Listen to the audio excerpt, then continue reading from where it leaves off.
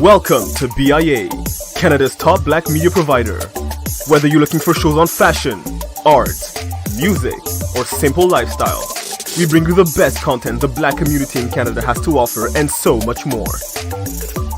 And better yet, do you have an idea for a project you'd like us to help you with? We provide equipment, studio, and office space, as well as a team of dedicated individuals to help you bring those ideas to life. So don't wait. Check out our new website at biamedia.ca for more information on how to contact us and start creating today. BIA Media, your way.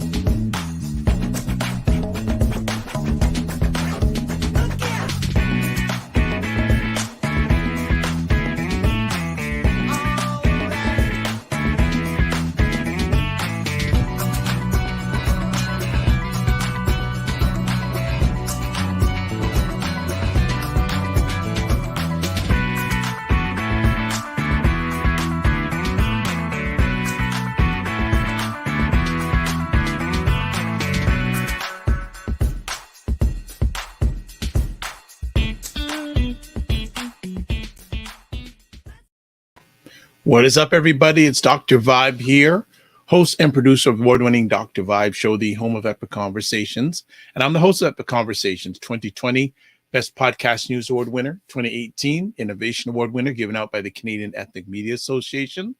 I also host the only online conversation in the world for dads and fathers that is co-sponsored by Dove Men Care and Dad Central, Canada's national fatherhood organization. And being part of that collaboration last year, I was part of a team that reached out to over 100,000 fathers and dads around the world. As always, I like to say you're blessed, highly favored, a magnet for miracles, and a solution for someone's problem. We're broadcasting live February 13th. Cold here in Toronto, crazy cold, but we got heat because every Sunday afternoon, or most Sunday afternoons at 5 p.m. Eastern Time, we do Black Canada Talking, which is a live online event that provides Black Canadians the opportunity to give their takes and POVs on stories that are of importance to them. We're going to have a spirited conversation today because we have Sarah Youngo on. Unfortunately, Cesar and Elle could not make it. And bi-weekly, just to give a little background, bi-weekly we do our roundtables, and then the weeks that we don't do our roundtables, we're spotlighting Black Canadians that you should know about, or if you know about them, you're going to get to know more about them. So that's all about it. So let's do it today. Myself and Sarah are going to have a spirited conversation on some important things that you may not know or need to know more of. So let us welcome Sarah Youngo, who has just been on the go, looking fantastic, by the way. Hey. Looking beautiful on Thank you. Thank you. Ghana. Yes. Very I'm nice. not from Ghana, but I love Ghana. Beautiful. How are you keeping during this, especially during this month? Listen, happy Black on time, Black on purpose, blackity black, getting paid, Black being paid attention to, Black and beautiful as usual. Sarah's on fire. Hey, listen, I'm just blacker than ever right now, and I am so sought after. It's like, listen, the shortest and coldest month, let's give these Black people some attention and then shut them up for the rest of the year. Even though our history is written all the time, every day, all week long. 365, 52, 24. Listen. I'm telling you. So how has your month been? No. You know what, folks? Let just Sarah tell you how her day has been today. Forget the whole month, just her day. So tell us what your day's been like today. Okay, so you wake up and you do a radio interview for half an hour, part of it in Spanish, which is like my, I don't know, sixth language or something like that. Wow. I ended up reading some prepared remarks I made because there's no way I was gonna, And after that, Black History Ottawa, the organization I volunteer for, which coordinates the calendar for Black History Month in Ottawa, we had a children's storytelling event, which was really fabulous and is available online. I invite you to go see it. And now I'm doing this. I actually came out of a meeting. I sneaked out of a meeting so I could do this. So it's very busy, very busy. Thank you for taking the time. Thank you for taking the time. Uh, Short little thought question to here, because the next time we do a roundtable will be the last Sunday of this month. Mm-hmm. When we'll have, and actually one of the people that want to come on that conversation is Louis March, so that's going to be quite interesting. Oh yeah. Oh yes. Nah, love me some Louis March, y'all. Mm-hmm. How has this Black History Month compared to others for you, if at all? Oh, it is. You know what? For me, Black History Month is vitamins for my soul. It really is vitamins for my soul. I see so much amazing Black activity, Black intellectuals, Black children's events going on in English and French. I mean, it's so empowering to see all of that Black activity and to see that an increasing number of institutions have jumped on the bandwagon because, let's keep it 100. It is a bandwagon, okay? Because they all into this EDI, whatever, equity, diversity, inclusion tip, whatever. And everybody wants to look good, especially in the post-George Floyd era. So, but you know what? I'll take it because I remember when we were in the wilderness back in the 90s. Yeah. Just after Dr. Augustine managed to get the motion passed into law, when even mainstream media in Canada would barely write 2 lines about Black History Month, right? Now we get bombarded with interview requests and appearance requests and this and this and that, and partnerships and collaborations and speaker invitations, left, right, and center. Everybody wants to get in on it, right? So the one thing that I'm glad to see has changed. Black people are demanding to get paid to do that stuff, because I remember when I started, it was expected that you would just volunteer your time because you're just a Black person, and this is your history, your culture, so you need to be doing for free what we pay some white people to do. That has changed. And that is a good thing, because that means organizations like the Ontario Black History Society, Black History Ottawa, Jacques Combit, all these organizations have money coming in for their services to these mainstream entities. Wonderful. That's inspiring and adding light. But our first conversation piece, I'm just trying to relax. you can be yourself here. And I think it's very important that people know where Sarah lives. I live in the National Capital Region. I like many people here, I live on the Quebec side. It's more affordable in terms of housing. But my entire life happens on the other side of the Ottawa River, aka Ottawa. I work 2 blocks away from Parliament Hill for the past 17 days. Going into work, and in fact, having to walk part of the way to work because commuting has been completely disrupted. No Quebec buses were going across to Ottawa until this past week. They would stop at the train station near the War Museum, and then you'd have to take the train to go into Ottawa, because all of Wellington blocked completely, all down, Rideau Street up to Elgin, and, big trucks with motors running all day, all night. And up until this very brave young Chinese Canadian woman of 20-something years old filed a lawsuit and got an injunction for them to stop blaring their horns all day In fact, it got so bad, I ended up having to work from home for a number of days because I had a headache that wouldn't go away. It was like a 4-day headache that just wouldn't leave. So, it's quieter, but we still have occupiers running around, acting, very unsafe, bullying residents, intimidating people. The latest incident I heard was actually not far from where I work. One of the buildings, these guys went there and they were trying handcuffs on the door handles at the entrance of the building. There's photos. They were caught on camera doing this. The week before, people were trying to set the entrance, the lobby, on fire. There was an attempt at arson. Anyone arrested? I'm not sure. I'd have to go to the Ottawa the Ottawa Police Service website to see what happened with that. But, and just the daily aggravation and also the insult to the injury of these people running around freedom and end the mandates, and we don't want vaccines and this and this and that. We want our lives back.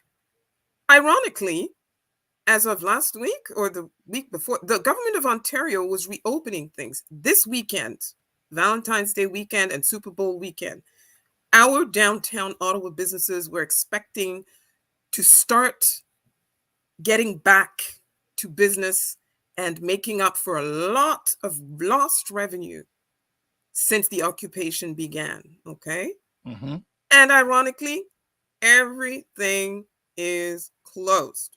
Still. Including the Rideau Center. The Still. Rideau Center. Closed. Still. Closed. No, because what's happening is these people go in and they swarm employees and fellow shoppers. They're not wearing masks. They're yelling. They're touching everything. Basically, they're running around trying to infect everybody. And the workers just they felt unsafe coming to work. So a decision was made to shut it all down. So around where I work, nothing's open. Rideau Center, nothing's open. In the Briarwood Market, hardly anything's open. And I think you heard the story of how they went to the Shepherds of Good Hope and they swarmed that. And they raided the soup kitchen and they were demanding free food. And listen to me. These are some thugs. These are not like your run-of-the-mill tree hugger, environmentalist, land defenders, women's rights activists, Black Lives Matter, gay rights people. No. Don't be fooled by, the smiley faces and the people who look like they're just having a good time on Parliament Hill. By the way, so all of these images you're seeing over there outside of Ottawa of the bouncy castles and the smiling little kids and the parents with their kids and the big stage that's set up right at the entrance of Parliament Hill with the big screen and blaring speakers, that is a front. I keep telling, this is an occupation and it's an attempted coup. Let me repeat. It's an attempted coup. It's an attempted coup because it seems that the organizers, the insurrectionist, seditionist organizers, they've set up camp somewhere. And for whatever reason, people just can't come in and out as they want. You have to, identify yourself. They follow you around, et cetera, et cetera. And they have held at least 2 press conferences that I have seen where they have openly declared that they are trying to replace the current federal government. Again, I'm going to ask, arrests? Well, the police keep saying daily, we've arrested 20-something people for mischief and disorderly conduct and this and this and this and this. Listen, I'm from Africa. If it smells like a coup, it walks like a coup, It's a coup, y'all. It's an attempted coup. This is how they work. Like they come, they occupy the place, then they try and sort of block off major infrastructure. You saw in Windsor what they did with the bridge. You've seen in Coutts, Alberta, Emerson, Manitoba, where they're blocking the border. Mm-hmm. My dears, this is how this works in Africa. This is how we do this. Block off all of the, cripple, any means for the economy to be running, for the state to be functional, and take over by force if necessary. These guys have taken their time. Where I come from, usually, the army comes in and, wipes out. The rest. Yep. But here we are, quote unquote, civilized. There's nothing civilized about what these people are doing. And if somebody tells me one more time about a peaceful demonstration, ain't nothing peaceful about terrorizing people in their neighborhoods, yelling at people who are wearing masks, want to protect themselves, do believe in science, do believe in vaccines, want everything to reopen just as badly as you do, want their lives back just as badly as you do. There ain't nothing peaceful about that. It is not peaceful. And I'm sorry. I'm not sorry. I'm going to say what has been said by a lot of Black and Indigenous activists, leaders, etc. This here is white privilege on steroids in broad daylight. Broad daylight. Broad daylight. There are countless videos that are being streamed, some of them live, some posted all over the place, where you see, mainly white protesters chummy with police and talking about, hey, brother, yeah, we know you support us, brother. And then the fist bumps and the handshakes and Do you think some Black people or some indigenous land defenders would have gotten that kind of courtesy? Oh, hell no. Hell no. 17 days? Let me tell you about some 17 minutes. Okay? Right. Guns drawn. Like guns. We would have seen guns a long time ago. And tear gas. Paddy wagons. Handcuffs. So let's break this a little bit down more. I want to ask you about some politicians and representatives' performance so far, specifically when it comes. Oh gosh, politicians. No, I'm not. I'm going to start. Peter Slowly, police chief, Ottawa. Thoughts of his, lack of a better word, handling of this situation so far. Listen, everybody wants to put everything in his lap. They want to blame him for everything. Yet, I mean, this is not a dumb guy. And he did admit after a week and a half or so that, yeah, we did underestimate what this actually was. Because I don't know if your viewers know this, but Parliament Hill, there's protests there every day. Sometimes there's 4 protests that one same day. The RCMP is on that hill 24/7. There's RCMP. There's Parliamentary Protective Services. There's Ottawa Police. That place is guarded and the police are patrolling all the time because there's protests all the time. The only thing is, there are a set of agreed to terms. Here's your permit. You can only go here, here, and here. If you're going to walk up and down the street, we need a squad car in the front, a squad car in the back, so that we can guide you to the streets where you can go protest. We give you a certain amount of time. You stand, you shout, and then you leave. Okay?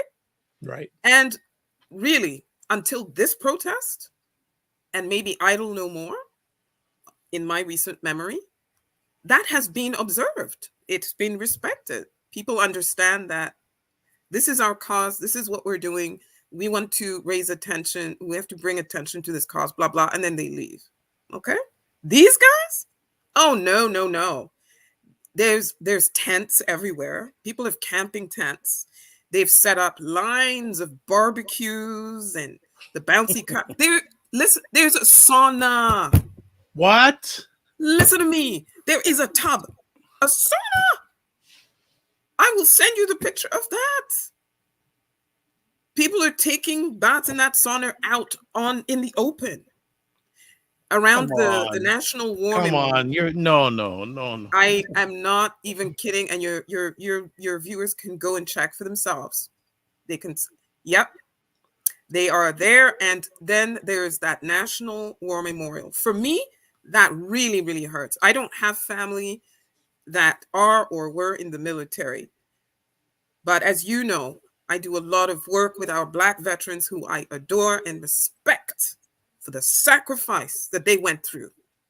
Imagine people going there and urinating on the tomb of the unknown soldier. I could scream and cry at the same time at that. How dare they? And some protesters, the first wave of counter protesters, when they saw that, they came and they had that whole thing fenced. Do you know what happened yesterday? No.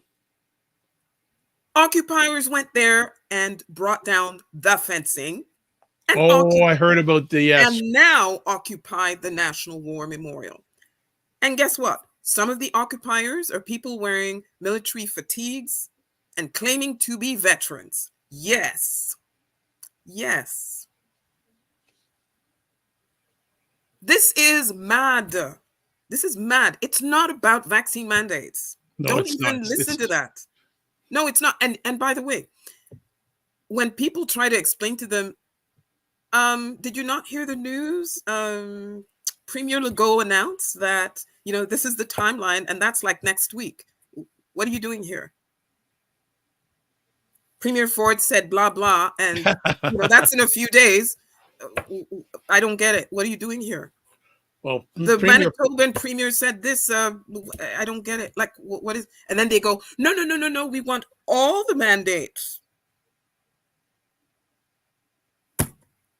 It's not about mandates. It is not.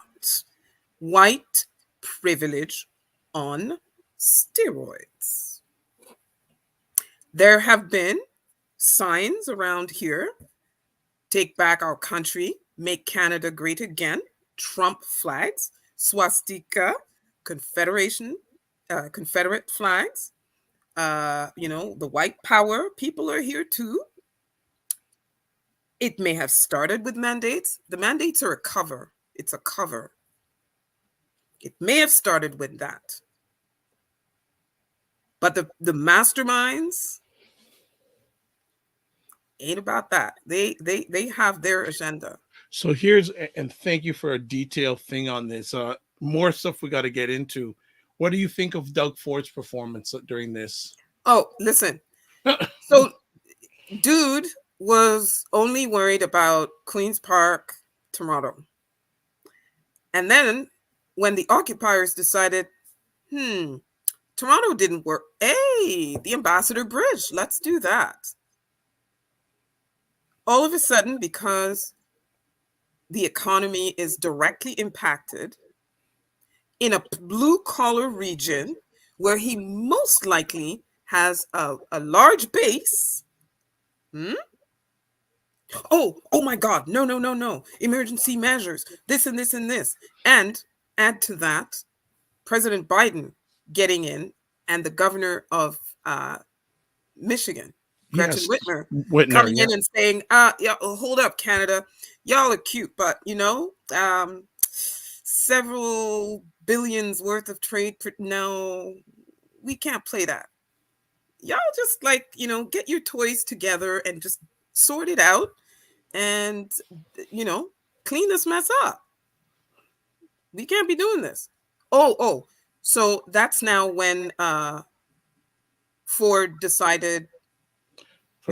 From his ski snowmobiling trip. There you go.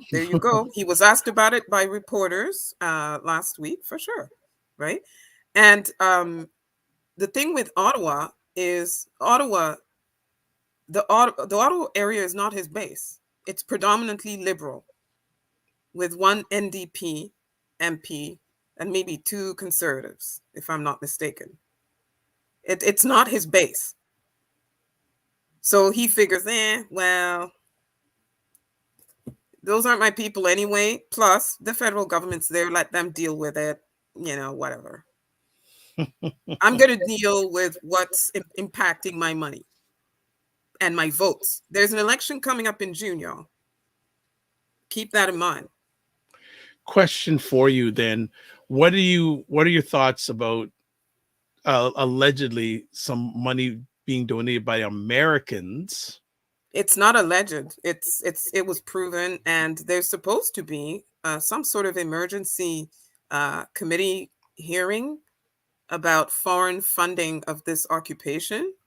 I'm not sure if it happened already or if it's going to happen.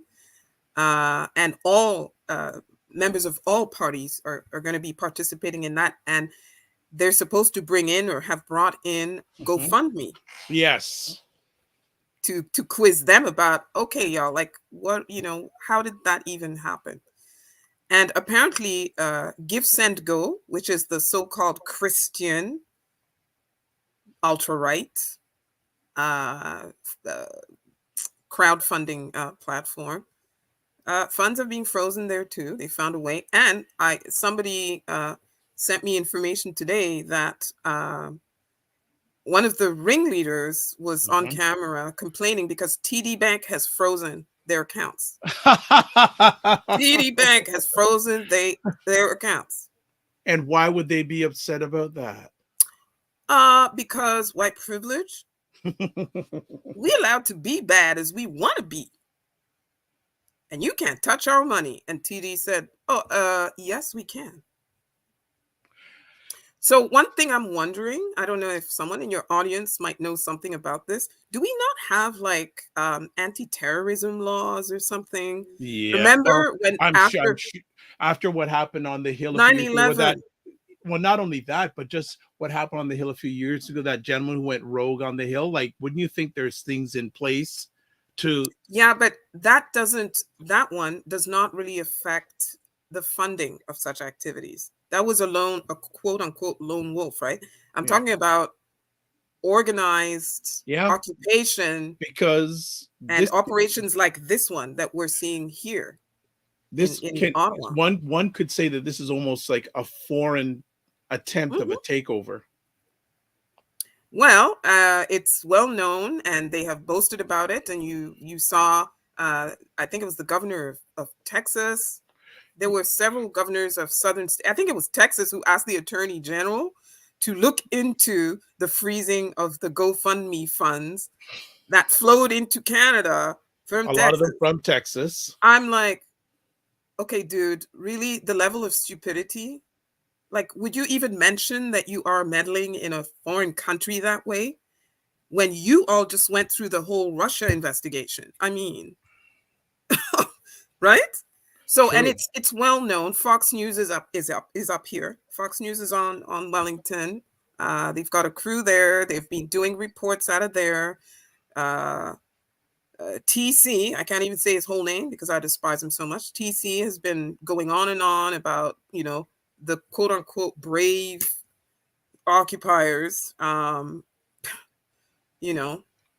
we're in trouble when Fox News decides that, you are the story. It's not a good look. No, it isn't. What do you think? Well, and again, you're free to say what do you think about the reaction or maybe lack thereof of the federal government? As usual, because this is not going to be the first time that, the federal government was kind of behind the 8 ball and sort of caught flat-footed. And here in Ottawa, the problem is we have all these different layers of bureaucracy. So, for example, when one Confederation Park was taken over the heads of our First Nations, whose land that is, thank you, the Algonquins here,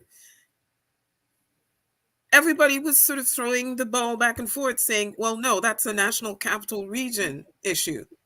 Yeah, but City Hall, Ottawa City Hall is right across the street from that. Where's Ottawa Police? Well, it's kind of near the parliamentary precinct, so, we should have art. No. And having to wait for the National Capital Commission to send some communication, official communication requesting that the Ottawa Police intervene, blah, blah, blah, blah, blah. So back and forth with all of the bureaucracy. So that's the one thing we are hearing. I'm not sure if that's really true, that's really, really what the problem is. And then, of course, the Ottawa Police is not, we don't have those numbers to deal with literally tens of thousands of people, of right? human beings. And right now, we still have 400 plus trucks. And I'm telling you, I walk past them going to work and going home. Some of them are pretty huge with flatbeds, and some of them are big enough to have porta potties, and so Wow. there's going to be, all of us here are very eager to see the post-mortem, and it would be interesting to see who is going to throw Slowly under the bus. Everybody's complaining, Slowly, Slowly, Slowly. Slowly is one man leading one police force, which, by the way, is not necessarily all supportive of him. Before this happened, there was a lot of tension, and there were these officers that were undermining him. You don't want to be led by a Black man who wants to change things. He wants to change the culture and change the way OPS does business. Not everybody's on board with that. So already there was that. Mm-hmm.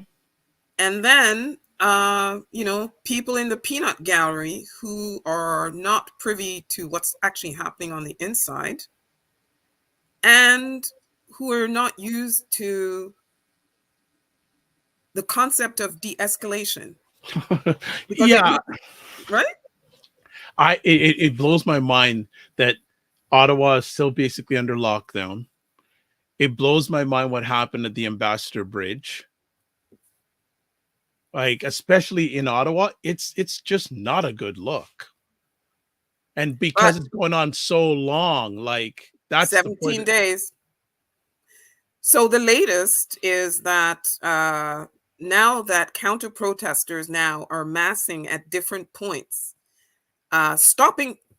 physically stopping convoys from coming in. Suddenly, Tamara What's-Her-Face is finally talking to the mayor, and they have some agreement to move most of the trucks, all of the trucks out of the residential part of the downtown, and reorganizing the trucks that are on Wellington Street, blah, blah, blah, and moving the occupation further outside the downtown core, etc. But this is because now Ottawa citizens have decided to take back their streets. And you know what? I have to applaud these brave souls who just decided, no, we're not doing this. And there are a lot of people who have come here. They don't care about the people here. They don't care about the freedom of the people here. They don't care about the safety of the people here, their health, their quality of, they don't care. They really, really don't. It's all about them. My freedom. Freedom. As a Black person, I'm insulted. That's another layer to this.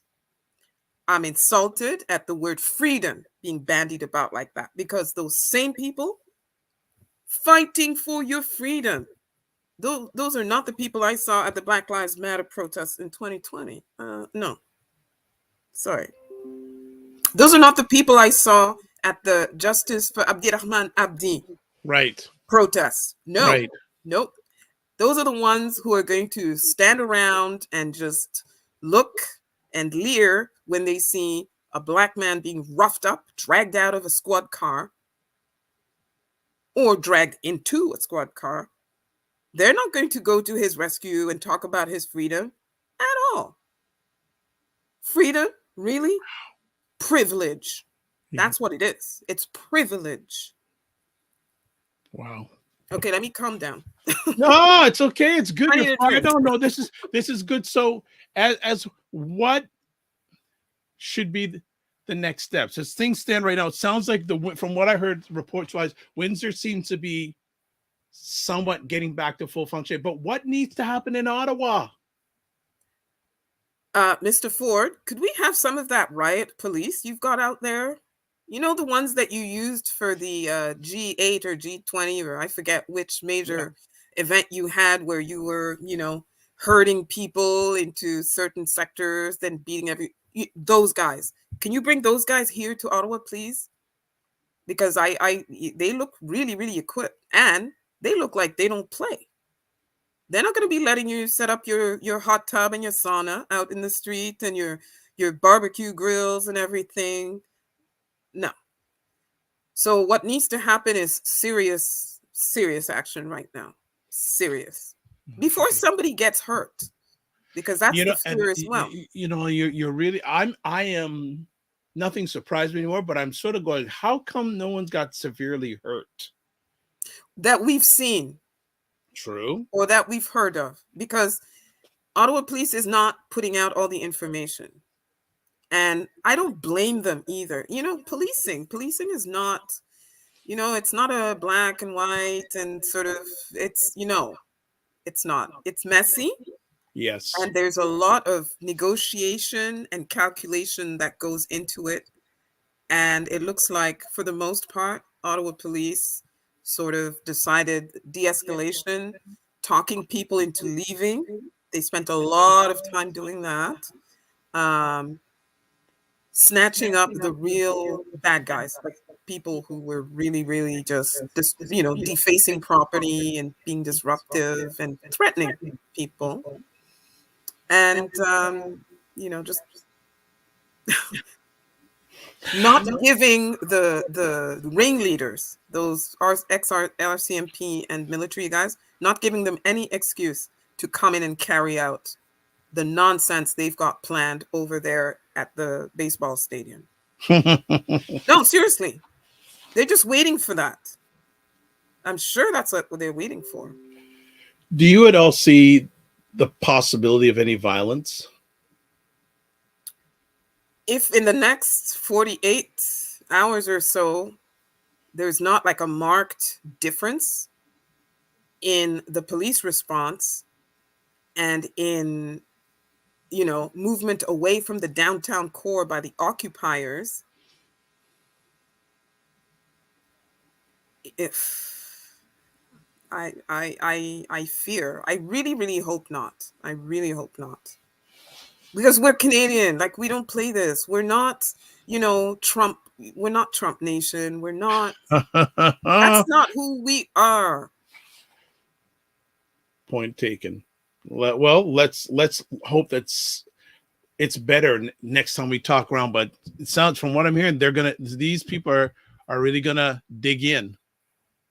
But I'm very curious to see what the relationship will be between the Black community, the Indigenous community, and the Ottawa Police Service and the Gatineau Police. I'm on the Quebec side, and the Sûreté du Québec and OPP after this is done. Are you all going to be able to justify snatching us off the road for, a taillight that's broken and then beating us up and dragging us to your cells? You kind of lost your credibility, sir.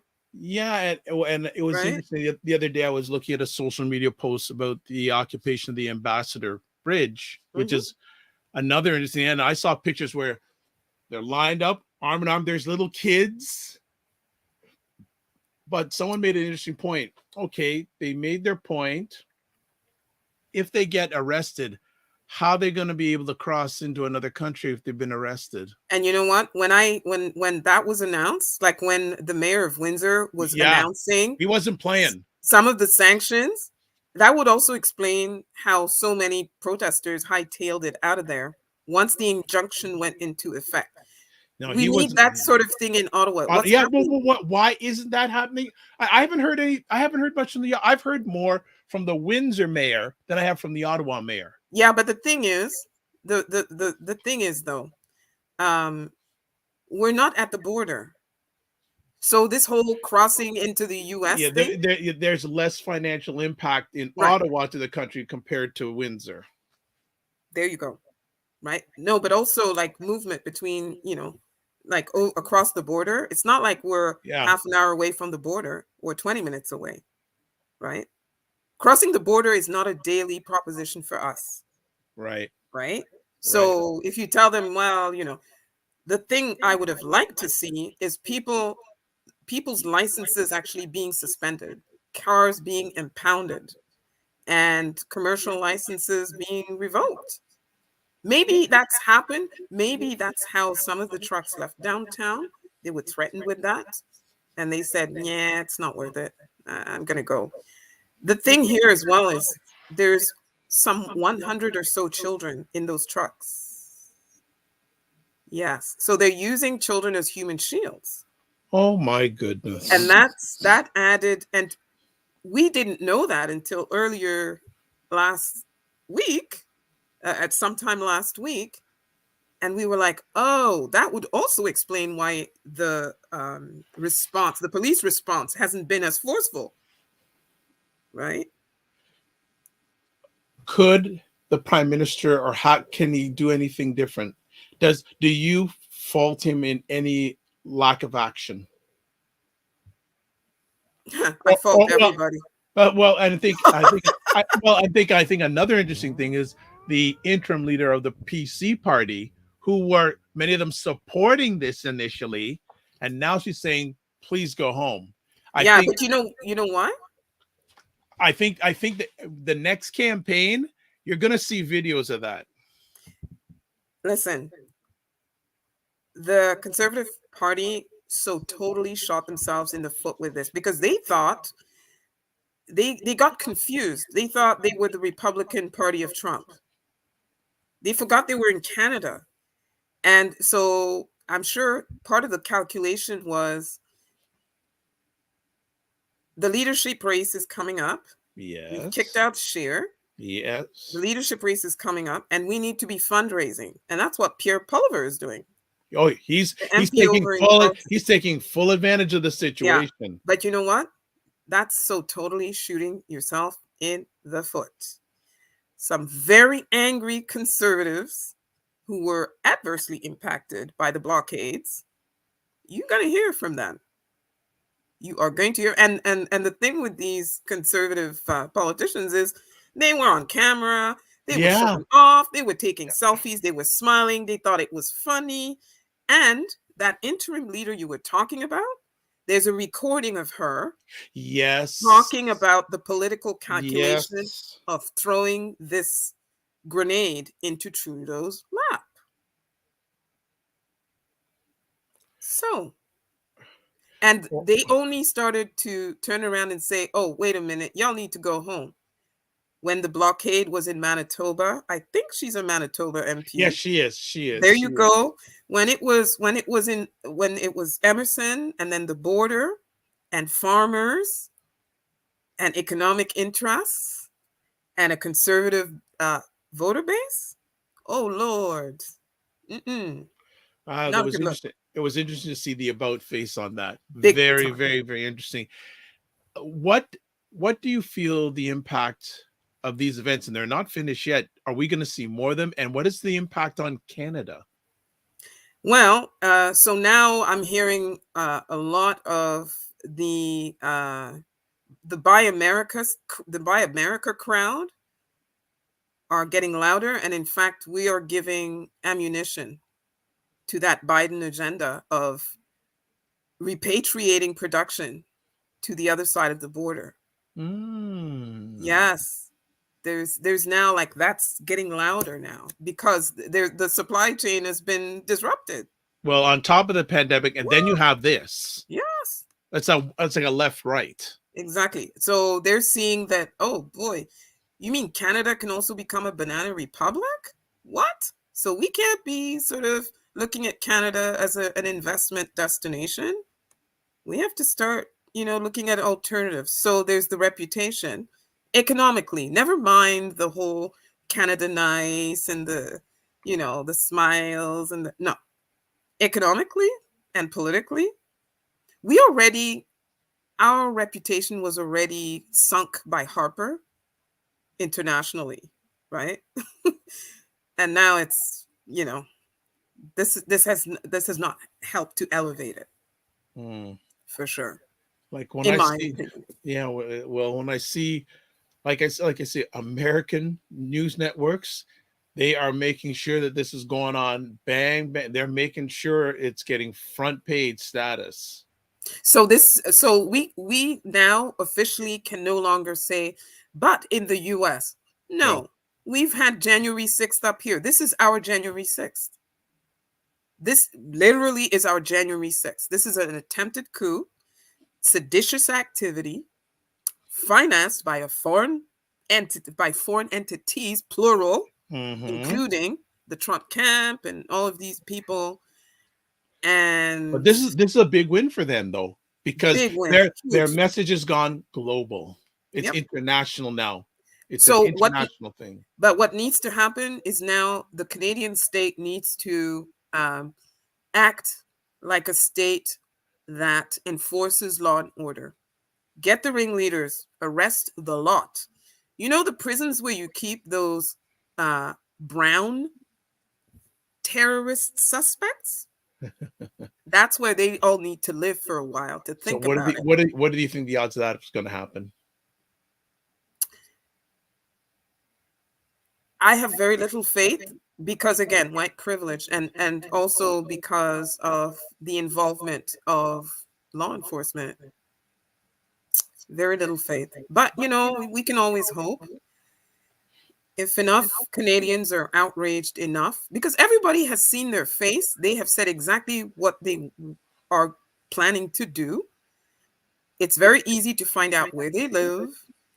It's very easy to seize all of their assets and their bank accounts and everything. It's easy to track them and make sure that they're not moving around Amen. freely. Well, we'll see how much We Canadians will. ask for Yeah, justice. we'll see. Right? This will be very interesting. So in our few remaining moments, going to cover two more things. First of all, you wanted to talk about the legacy of Mrs. Wanda Oh, Robson. Wanda Eloise Robson, who passed away this past week at the age of, I believe she was 95 years old. She was born in 1926. Yeah, so she'd be 95, from Nova Scotia. And she is best known, even though she herself was an activist in her own right. Yeah. She's mostly known for her advocacy to get, well, first of all, her late sister, Viola Desmond, who was Yes. 13 years her senior, to get her a pardon. For those of you, especially from the United States, who don't know who Viola Desmond was, she was a woman who challenged the practice of racial segregation in New Glasgow in a movie theater, not on a bus, in 1946, right? And she was a very successful businesswoman. She sat in the whites only section. The police were called. She was dragged out. She was put in jail. And what happened to her became sort of a lightning rod for the civil rights movement in Nova Scotia. And so Wanda fought, and many years later, was it 60 something years later or some ridiculous amount of time, Yep. managed to get the government of Nova Scotia to grant her sister a pardon. So she did that. And in between that, she was going around making presentations to young people, to schools, to institutions, to really sort of highlight the plight of African Nova Scotians, the way they were treated. And then she lived long enough to see her sister become the first Black woman on a Canadian banknote. Yes. Yes. Let me get my viola. I know you'd have it near you. Oh, I know you'd have it near you. listen. There you go. Uh-huh. Beautiful. I have Thank you. $1,000 worth of these. I don't You're- spend them. You're kidding me. I'm not even joking. From the first one that I got Yeah. at the unveiling of the Viola Desmond exhibition at Yeah. the Bank Yep. of Canada Museum. Yes. This was in 2019, I believe it was. Mm-hmm. From that first note to now, I have not spent one. So I have $1,000 worth of violas. So there was that, and the same year there was the coin as well. Yeah. And there's been a stamp too. Yes, there has been. There's been a documentary, several documentaries. And then we'll end off with Blacks at the Olympics. The Olympics! Woo! Jamaica. Listen, I'm not even from Jamaica. You speak 7 languages, Yad. 6 languages plus Yes. patois. Listen, Yad. Seriously. Oh, I root for everybody Black, but long distances, Kenya, thank you. Sprinting, Jamaica. Not even Canada, Jamaica. So listen, once again, you can count on 1.5 hands, like the Black people you're going to be seeing on any of the podiums at the Winter Olympics, because, traditionally we've been kept away. The racism, but also the cost of a lot of these winter sports, right? The people don't appreciate hockey. Ice hockey is so expensive. I have friends who are hockey moms and dads. Oh gosh. Who are like, it's expensive. Yeah. It's interesting. I'll be totally honest. I haven't watched a lot of the Olympics, but I was listening to the news today, and actually CBC has a gentleman that's doing commentary on the first figure skate. Black. Yeah. And they had an Mr. interview with Balde. and they were talking about how expensive it is to take part in these sports, and that's why you don't see a lot of Blacks in them, because we don't got the money. Yeah, it's a barrier. Yes, it's a very big barrier. But even when you do have the money, like Jerome McGinley. Okay, so it's Black History Month. Hello, I'm sorry. I need to shout out some guy who has ancestry in Nigeria. Okay, Jerome McGinley, the first Black man to win a gold medal at an Olympics. This was back in Salt Lake City, Utah. Remember that one? Yes. Yes, Jerome McGinley. I grew up in the same neighborhood as a gentleman named Mike Marson, who was one of the first Black Canadians in the National Hockey League. There you go. Okay. Right. And even back then when we spoke with him, he said, just don't think about the systemic barriers, but think about the economic barriers. Yes. He said it was a long, hard road. Yeah, it's very expensive because you have to pay for ice time. You have to pay for equipment.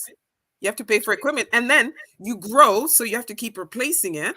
And traveling to tournaments, and the travel to all the tournaments and the trainings. Yeah. Figure skating, same issue. Oh my gosh. Figure skating, and Mr. Balde does talk about that in that CBC report. I invite everybody to go to cbc.ca and look up, the coverage and his commentary. I really, Vanessa James. Yeah, I'm gonna see if I can reach out to him and have him on here, because I thought that would be great. It was such a good he was great. He was great. He just said it like it is. And I was so happy to hear, because I did not know he was doing the commentary at all. So I said, excellent. And pretty much one of the first really to be doing that, because the Black commentators for Olympics are usually the Summer Olympics. Yes. Those Donovan Baileys, Perdita Felicians, and all of those people. But another thing that maybe a lot of us may have missed is the quota controversy. Before there was recently the IOC established quotas so that countries from the tropics could participate. Which is why you have Haiti in there, you have Jamaica in there. Yeah. You have Ghana, but I think Ghana they didn't manage to get the guy. The IOC is a whole other conversation. It's very corrupt. But Dr. Vibe, they, because of that quota system, you got athletes like this Haitian guy, who is the Yes. lone Winter Olympian for Haiti, Yes. Aipopo Haiti, to be able to compete at all, even if he finishes last or whatever. He competed there. There was representation there, and that's representation matters. A lot of Yes. these athletes you'll find who compete for tropical countries actually live in Europe or North America. I know the Jamaican bobsleigh team have done a lot of training in Calgary ever since the whole Cool Runnings adventure. And, I like hey, Cool Runnings forever. Forever, ever, and ever. But anyway, so now that the IOC for Beijing decided, nah, we're not going to do that quota thing. We're not going to use as long as you can do this safely, you can participate. It doesn't matter if you don't have enough points, or you don't have, you haven't competed in enough competitions, blah, blah, blah, like the usual criteria. And no, the IOC, probably at the behest of the Chinese, because apparently a lot of athletes, Black athletes, have been, arriving there and greeted with so much anti-Black racism over there at these Olympics. That's China anti-Black race. That's a whole another cut. And again, a whole other, yeah. We'll just leave it at that. And especially you coming back from Africa, that's a whole other conversation. And China there, I'd say we got about 20 different conversations in the last 15 minutes, but we'll set that for another time. Sarah, as always, thank you for sharing with us your heart, your valued experience, and your insights. It always makes us better. And people do realize Sarah is an accredited journalist. She's not just saying things off the top of her head. She knows her stuff. Well, most of the time. Right? Most of the time. I don't know everything, but but she knows her stuff. But so what I pay attention. Yeah. She knows. She doesn't say anything without thinking it through. She doesn't just say it off the top of her head. She digs for the facts before she comes and shares with you. So please know that. So you can tune in on Black every Saturday. Absolutely. From 11 a.m. to noon, where myself and my co-hosts have similar conversations, except it's not us talking. It's our guests who are more knowledgeable than we are on whatever the topic is. And you can find us at chuo.fm, and it's a radio station out of the University of Ottawa. I'd just like to really send a lot of love, and prayers and courage to all of those people who are standing up for Ottawa to get this occupation ended. Thank you. We're not always brave as you are. It's very cold outside. It's minus 20 something, almost minus 30. Yeah. All day it's been that cold. So I really appreciate what you're doing to get this occupation over with. Well, let us speak it that in 2 weeks' time, when we have the roundtable again, we can look back and see what we have to look at forward. But let's have this chapter in Ottawa's history to be done, and how we can advance forward smartly, intelligently, rationally forward. So Sarah, again, thank you for your time. It's appreciated, not taking credit. And I'm going to say this to you, and I'm going to say it at the end again. Remember, give yourself grace, and don't manage your time, manage your energy. Okay. All right? Yes. All right. It's Dr. Vibe, folks, host and producer of the award-winning Dr. Vibe show, the home of Epic Conversations, and I'm the host of Epic Conversations, 2020 Best Podcast News Award winner, 2018 Innovation Award winner, given out by the Canadian Ethnic Media Association. I host the only online conversation in the world for dads and fathers. It's co-sponsored by Dad Central, Canada's national fatherhood organization, and Dove Men Care. I'd like to thank everyone who watched live on the replay. It's appreciated and not taken for granted. You can catch me throughout the week, 5 p.m. Sunday afternoons, wherever you're watching. And then Monday and Friday mornings at 9 a.m. Eastern Time, I co-host The Morning Vibe with Ryan Knight. And then on Saturday evenings at 9 p.m., I host and produce State of Things with Aisha and Jill that features Aisha K. Staggers and Jill Jones, where they give their takes on what is going on in that country called America and sometimes other global events. As always, I want to finish off with this. Live your life as a dream. If you can dream it, you can make it. Sometimes you have to get small to get stronger. Block assumptions, then aim bigger, aim better, aim higher, aim wider. Love, faith, and respect. Remember to give yourselves grace. And remember also, don't manage your time. Manage your energy. Thank you, BIA Media for the production.